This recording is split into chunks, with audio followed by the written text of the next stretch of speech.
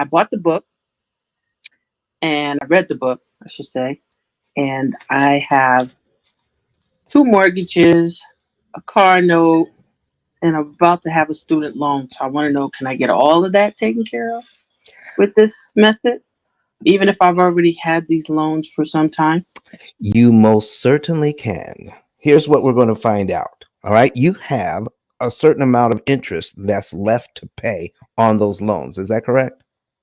Correct. So if we can cut your interest cost on these loans by 50 to 75% of what you have left, then that means more of your money, your hard-earned money, more of your money goes to principal and less goes to interest. Right now, too much of your hard-earned money goes to interest and too little goes to principal. That's why it takes so long. So what we're going to do is show you how you can mathematically pay the least amount of interest that is possible for you, so more of your money goes to principal. Folks ask me all the time, so Don, how can I afford to do this? So my next question to them is, can you afford to pay less interest? So Adiz, can you afford to pay less interest? Of course, yes. And that's where we're going to focus. We have to get out of the mindset that we have been taught that it takes a lot of money to get out of debt. You need to throw a lot of money at principal. What we really need to do is learn how to give the bank back their money and create a timing that it makes it impossible for them to charge us interest. So that's kind of where we're going to go from there. So the short answer to your question, Adiz, is yes. Yes, we can help you with all of that debt. Is there anything else you'd like to know about it?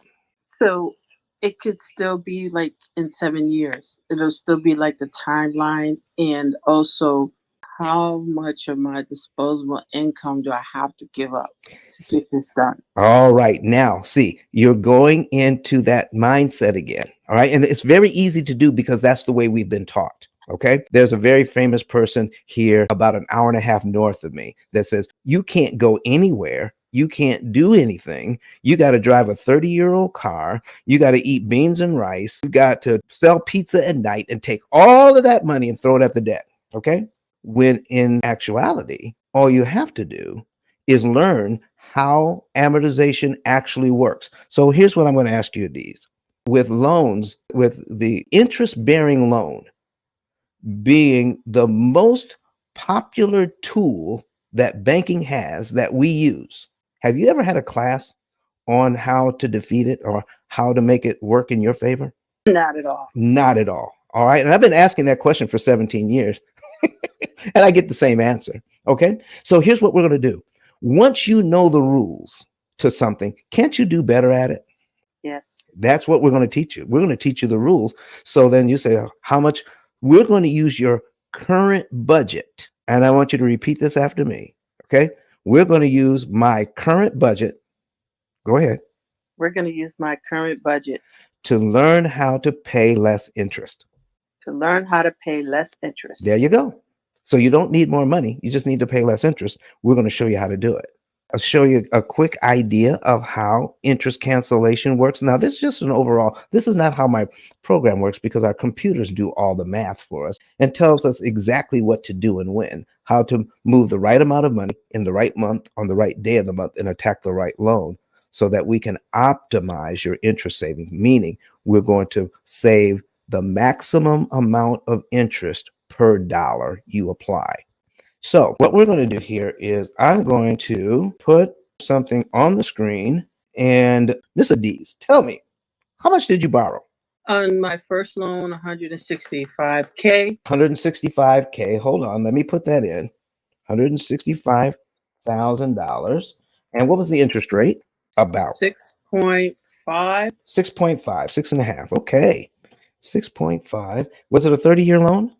Yes. All right. So now, when I take a look at this, the principal and interest payment, PI, is $1,042.91. Okay. So that was a payment that obviously you could afford, correct? Yes. Okay. So let's take a look at that. So first of all, we're going to go down to the summary And when you sign these papers, okay, when you went to the closing, they had to inform you how much interest you were going to pay if you kept the loan for 30 years, correct? Yes. So here it is, $210,447.60. That was just the interest alone. Yep. Okay. Now tell me, is this number $210,000? Is that 6.5% of the 165? No. No, it's actually 127.544%, 127.5% more than you borrowed. So the total cost of your house is $375,477.60. So Yes. we talk about the true cost of buying a house, not just what you negotiate to buy the house, but the cost of borrowing the money. You see, interest is no more than rent on your money. You're renting money from the bank. So the longer you have their money, the more rent you pay, correct? Correct. So we just want to give them back their money with a lot less rent. How do you like that? I think that's great. There, There's only one change on my loan. sure. So when I almost lost it and I did the modification, Hmm. it got me on a fix.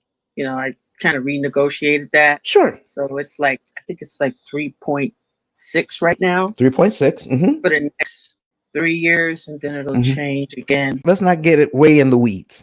Okay. So let's go over just the basics of it, okay? Okay. Because oftentimes when you refinance or when you get a modification, they just stick you in a 40-year loan. And most people don't realize it until we talk to them. So this may have happened to you, but I'll be glad to talk to you about it offline. But let's just look at the basics, okay? And why people think getting a lower interest rate is going to be better. So we're going to kill two birds with one stone here. We're going to learn how this all works, and we're going to learn why getting a lower interest rate may not be to your advantage when you look at everything involved. Okay. Okay. All right. So let's take a look at this. Now we're going to scroll down to payment number one. Now tell me, how long did you have this loan before you refinanced or got the modification? A long time. A long time. Okay. At least About how 15. many? About 15 years. So I'm going to scroll down right now to year 15. That's payment 180. Okay. I'm scrolling down to payment 180. I'm getting there fast so that as we talk, it will catch up on screen. Okay. Yes. So payment 180, by the time you got there, you paid down this loan. This is the third column. You paid it down by $45,276.66. So if we were looking at how much equity you were able to acquire during that time, your potential equity that you added to your situation is $45,000. Okay. But immediately to the right is the total amount of interest that you paid to get that equity, $142,447. Now, here's my question. Is $142,000 too much to pay for $45,000 in equity? Absolutely. Absolutely. Okay. And this is why we're here, to educate people as to how they can get that equity with a lot lower interest cost. Okay. Yeah. Okay. So let's take a look at this thing. And we're going to scroll back up to the top, and I'm going to show you something that is very interesting. Payment number one, when it stops moving, payment number one, you should be able to see that the principal payment on payment number one is $149.16. Are you seeing that? Yes, I am. Okay. And how much interest does the bank want in the first month? $893.75. And how fair is that? That's not fair. Not fair. Okay. But Don has some valuable information that can contribute to the quality of a person's life. And it only costs you a few dollars. It's his book. Why not get that? I'm going to go through the P.I.L.L method myself with some of my investment properties. So I'm going to link up with Don, and then I'm going to sit down with him, show him my investment portfolio, and see how I can eliminate interest.